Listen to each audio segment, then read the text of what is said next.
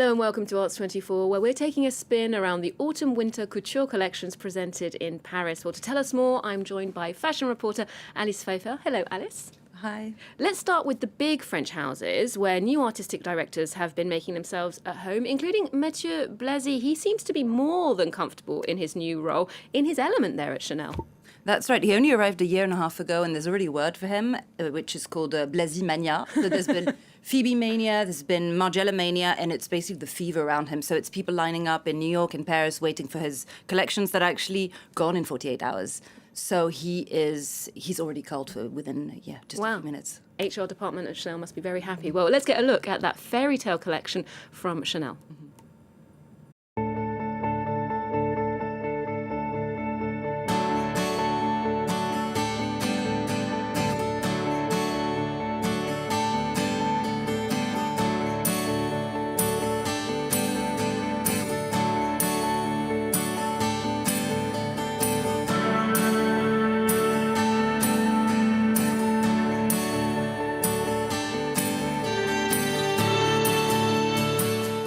Well, it certainly looks like he's created a magical, enchanted garden. Alice, tell us about that collection. So the decor was actually inspired by Jack and the Beanstalk, I think it's called. Jacques et le haricot magique. And it was immersive, but huge to the point that guests felt tiny and almost looked like insects within the decorum. And inside came clothing that was actually packed with details, like beans with pearls inside that were citing the decorum. But in contrast, the clothes were actually surprisingly wearable. So you have that magic, and inside you have tweed suits, you have little black jackets. So it's, to me, reminiscent of Karl Lagerfeld, who would do collections that were XXL in terms of size and communications, but actually things women wanted to wear. Right, and he didn't end with a bridal gown, I believe. Ended with? He says he ended with a revenge gown. There's actually something that looked like a bridal gown within the looks, but the end was a revenge dress in honor of Coco Chanel, who never got married. Little black dress, of course, very chic. One for our inner child, that collection then, perhaps. Well, now to possibly the only guest who turned down their invitation to Taylor Swift's wedding, Jonathan Anderson. He might have designed her bridal gown, but that event in New York clashed with the Dior Couture show here in Paris, where he sent models down a botanical garden-themed catwalk. Take a look.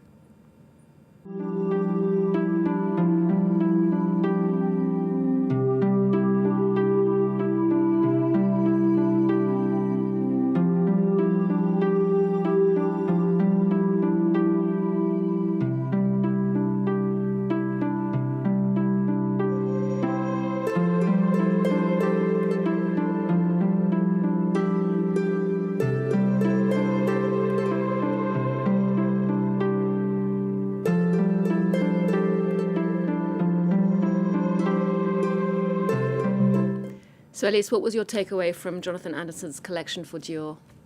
Well, it's an interesting challenge because he comes after Maria Grazia Chiuri, who did feminist-inspired fashion for 10 years and also known for surrealist things he did for Loewe. And now I think he's going to the archives of Christian Dior himself, who loved his garden, who and after the war in 1950 started designing the new look with small hips and waist that he called like corolle, like petals. So he is going for a naturaliste grammar, which is in fact something that's always been in the house, and it's without taking too many risks, I think, which is useful for now because it can talk to women of all ages. It's not just Instagram friendly; it's actually something couture customers can wear. And it talks to all areas of the house without clashing with the era before, I would say. So couture, but again, tame for someone who once designed a tomato clutches, you know. Indeed, quite wearable compared to that. And Balenciaga's show was a hot ticket this season as well. Pierpaolo Piccioli settling in there as its new creative director. What direction do you think he's taking the house in? He's interesting for me because he comes after Demna Gvasalia, who was cult, but also who did something that was, for me, designed for almost designed for Instagrams, you know. So he would do high heels Crocs, he would do a plastic bag as an item, which confused the audience at the time because it was, is it couture? Is it a meme? And for now, I think he's going back to ball gown dresses, he's going back to cocoon shapes, to things that are good for red carpet, to sort of old Hollywood. And again, he's talking to people who actually wear couture, which would be actresses and and not people doing memes, probably. Well, yeah, and the stars, celebrities were definitely out in force at his show there, as we can see. We saw Demi, Cynthia Erivo.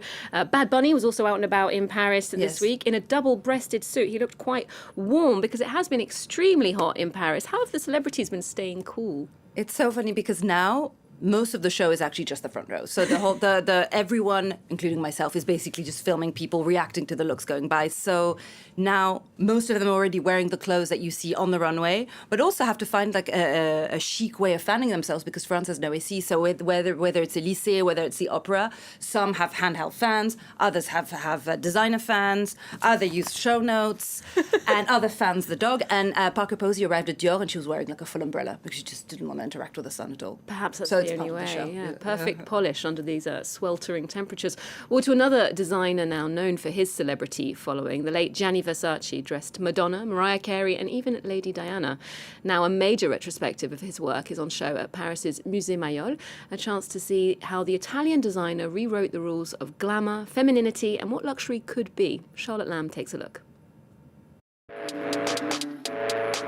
Before streetwear, before fast fashion, before the algorithm told you what to wear, there was him. What I desire is more. Paris's Musée Maillol is hosting the first major Gianni Versace retrospective in 40 years, bringing visitors face to face with these iconic creations and the legends who wore them. 120 looks, 11 themes, and exclusive items never seen before. Among those first through the door, an old friend of the designer. I think Paris was for him a kind of dream because it's so different to Milan. And he really felt good in Paris. And therefore he wanted to be with the haute couture. And the first one he made in Paris was in the Gare d'Orsay.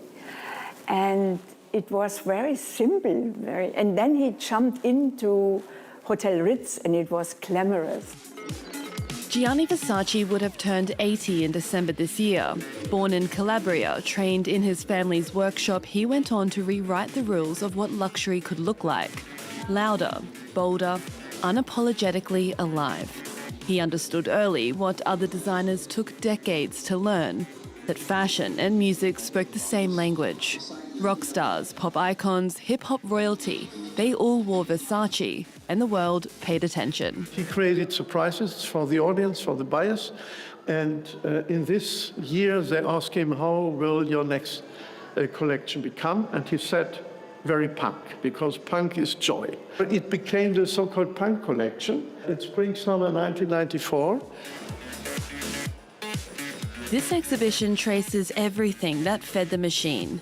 The beauty of the Catholic Church, Greek sculpture, Italian opera, and a deep obsession with the Baroque. In this collection, he had a lot of lace, surprisingly. Versace was murdered in Miami in 1997 at just 50 years old. But his work outlived the man entirely. And walking among it now, in a city he loved, you can almost feel him in the room. I think that depending on the stage of his life, well, I'm not going to speak for him, but you can clearly see through these works that he's evolving, finding inspiration, changing, and associating with different people. All of this comes through in the exhibition. The perfect destination for those who lived through fashion's golden age, and for those who continue to be inspired by it today. The exhibition runs until September 6. Indeed, Versace had been absent from the couture calendar in recent years, but the label says it will be showing in Paris in 2027 under its new artistic director, Pieter Mulier. Alice, what about other newcomers this season? Did any debuts stand out for you? He's a newcomer and he's not. I actually really like Boloria, which is the new house run by Olivier Tesquien. I don't know if you remember him, but he's a Belgian designer who once called the Gothic Prince of Couture. He was once the creative director of Rochas and Nina Ricci and Theory in New York, and now he's back. He showed the day before Couture, and it's a mix of 19th century Flemish paintings and a rave. I think it was almost everything is in black, alter techno, and it was hugely enjoyable. And it's men and women, and And he has stuck to what he's done forever, and I think it was a huge success. Yeah, and an up-and-coming label from Ireland, showing this year. I also really enjoyed Standing Ground, which is designed by Michael Stewart, who is Irish, who is based in London and won the LVMH prize, the savoir-faire prize in 2024. It's his first couture collection, and he wants to showcase Irish savoir-faire and is also a fan of Alien and Lord of the Rings. So it's a mix of Irish lace and fantasy and not goblins, but almost. And it was sci-fi and ancient at the same time. I thought it was brilliant. Sounds fantastic. Well, moving on to something now that you flagged up. Bold sculptural looks from Hong Kong designer Robert Wun. These look particularly fabulous. What did you love about this collection? I love that you wonder what couture is in the end. Is it a moment for art? Is it performance art? With him, it's not in this world anymore. So Cardi B came in wearing, was it cocoon? Was it orange eggs? There was a model entirely covered in birds. He's designed for 8 celebrities for the Met Gala this year, I think, including Beyonce, Lady Gaga, and it's just spectacular. It's almost like an era of couture that doesn't exist anymore. I don't know what the business model is, but it's incredible pieces to look at because it's really museum worthy. Thank you very much for that roundup of the fashion shows, Alice. We'll leave you with a look at some of those spectacular creations from Robert Wun. Remember to check out our website and our social media for more arts and culture here on France 24. Otherwise, there's more news coming up just after this.